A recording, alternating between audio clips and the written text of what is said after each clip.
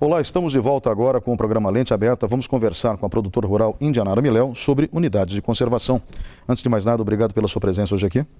Obrigada, Ney. Eu que agradeço a oportunidade de conversarmos um pouco sobre esse tema, né, tão importante para o nosso país. Eu já entrevistei conservacionistas sobre as unidades de conservação. É lógico que elas são essenciais. O Parque de Vila Velha comprova essa tese. Se não fosse a criação dele em 1953, provavelmente os arenitos talvez nem existissem mais. Então, é óbvio que eles são importantes, né? Os parques em si e as unidades de conservação como um todo. Parque é apenas uma modalidade de unidade de conservação. Mas, recentemente, vendo, na semana passada, uma matéria nos jornais da cidade, eu verifiquei que a senhora falou do investimento que os produtores rurais já fazem, e do próprio bolso, na manutenção de áreas de preservação. Às vezes, ou às vezes não, na grande maioria, esmagadora maioria das vezes, sem apoio do governo federal, do governo estadual ou dos governos municipais. E eu gostaria que a senhora aqui nos falasse um pouquinho sobre esse viés, que muita gente não conhece. Acabam relacionando a produção rural com a degradação do meio ambiente, o que não é verdade, porque se o produtor rural destruir a terra, ele não tem de onde tirar o sustento dele. É uma questão de lógica. Basta ver o plantio direto na palha que foi desenvolvido aqui no sul do Paraná por pioneiros como Frank Dijkstra, Nono Correia, né, e outros que agora não me vem à memória, mas que são tão importantes quanto dentro da história do plantio direto. Hoje, os produtores rurais não são valorizados da maneira adequada nesse sistema de preservação? Não são mesmo, Ney. Eu agradeço a oportunidade porque, como você bem colocou, as pessoas desconhecem a realidade do nosso país. Você veja, esses dados que saíram nessa entrevista que você está citando, são dados da Embrapa, dados confirmados pela NASA. Nem você tem noção de quanto é produzido no nosso território nacional?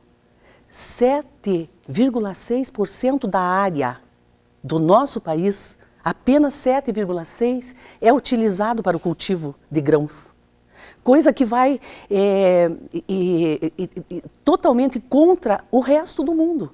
Para você ter uma ideia, Estados Unidos utiliza 20% do seu território e chega a 70% na Índia.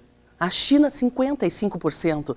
Então, é um verdadeiro absurdo como o setor agrícola, que é a alavanca desse país, é tratado por ambientalistas radicais, por ONGs internacionais, que já viram a degradação a nível mundial, porque a Europa toda destruiu suas florestas, Estados Unidos destruiu suas florestas.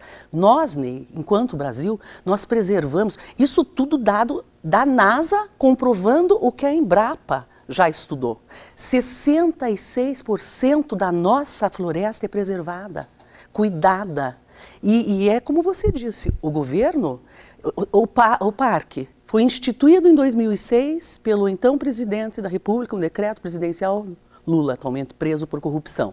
Esse parque, estamos em 2018, ou seja, 12 anos, né, após a instituição, nada foi feito. Não foi desapropriado. Os produtores rurais, especialmente aqui na área de Itaiacoca, onde nós temos uma área também, ali, você conhece bem, a maior parte são pequenos produtores. E estão numa insegurança jurídica incrível, porque estabeleceu-se um decreto presidencial, isso é parque, passando inclusive pelo vilarejo, Passo do Pupo, tudo aquilo ali.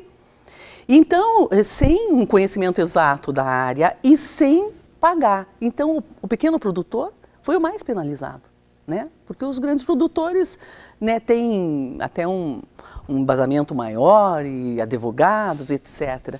Então, é isso que a gente vê no país, né? E entristece muito, porque apesar do governo, o nosso país agora, em 2018, torna-se o maior produtor de grãos do mundo.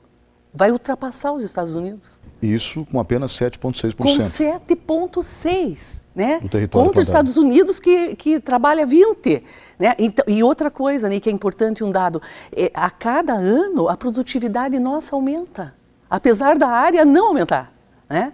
Então, e o custo operacional dessas... Porque nós temos uma RPPN, que meu marido fez, por livre e espontânea vontade, dentro de uma área... César Mileu. Por César Mileu, que era amante da natureza, ele era o maior entusiasta, o maior amante, e por isso que nós preservamos, como eu comentei até por ocasião dessa entrevista que me ligaram, para saber qual era o subsídio que o governo nos dava. Eu falei, subsídio zero. Nós investimos, nós temos funcionários para cuidarem da área e principalmente para não deixarem invadir. Porque os grupos adoram entrar lá e acampar, e piquenique, e pernoite. Então nós temos que ainda cuidar disso, de uma RPPN que foi feita por livre e espontânea vontade, porque é um espaço que o César gostava demais e é uma mata nativa ali, intocada, e nós assim fizemos. Então, eu acho muito importante, sabe, Ney, que as pessoas leiam mais sobre isso, acompanhem dados, não apenas de ambientalistas radicais, mas dados concretos, números, que a Embrapa fornece e que a NASA confirma.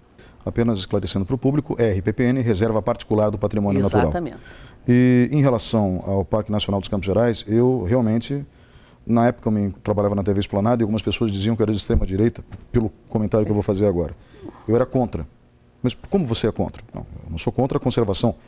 A área já está conservada pelos produtores rurais. Exatamente. Como eu fazia muitas matérias de agricultura, eu conhecia as propriedades rurais. Eu sabia que os produtores preservavam por uma questão de racionalidade. Se eles preservam, eles têm a água, eles têm a terra. Lógico. Uma questão de lógica. Né? E eu fui contra da forma como ele foi criado. As audiências públicas aconteceram na surdina. Na surdina, nós não fomos, ninguém foi informado. Então, aquilo foi um absurdo. Houve uma. Pois é, uma audiência E não pública. foi, os produtores não foram informados. Então, aquilo foi... E depois eu fiquei sabendo que esse é procedimento padrão do governo federal na criação de parques nacionais. Não pode. Eles têm que conversar com a comunidade. Tanto que a ministra do Meio Ambiente, na época, Douglas Fonseca, foi até Brasília. Marina Silva, né, hoje candidata.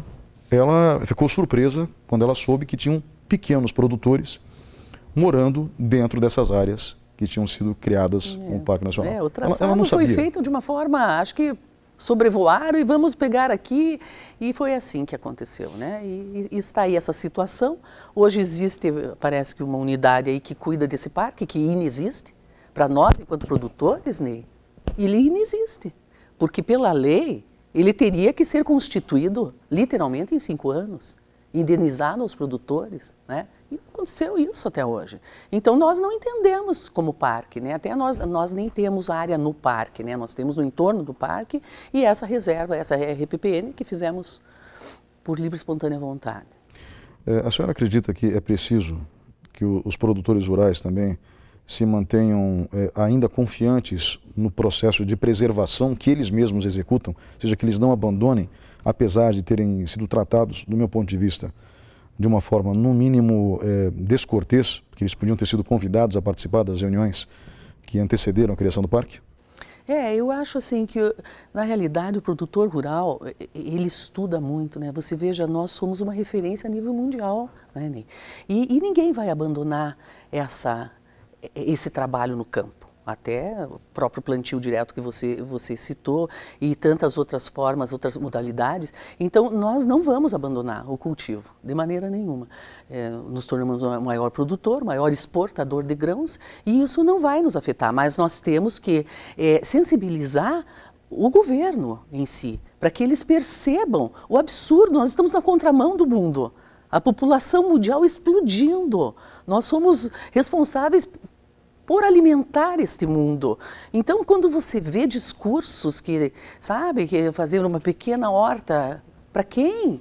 Nós temos que racionalizar isso aí, a população gigantesca, né? E a produtividade tem que aumentar. E os nossos campos, eu posso falar aqui da nossa região, né? Você anda por todas as araucárias proliferam, as matas nativas proliferam, os campos extremamente bem tratados, você não vê erosões, plantio direto impede isso. Então, eu acho que, apesar dos governantes, a agricultura vai muito bem, obrigada, e continuará indo muito bem.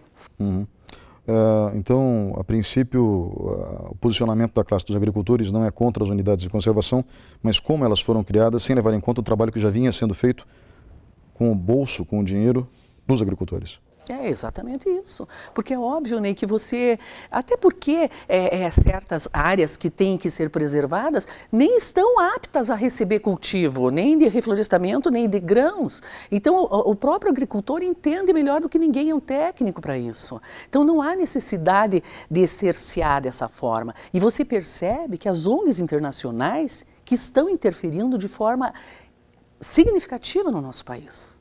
Para quê? Para nos limitarmos enquanto a maior nação do mundo em produtividade.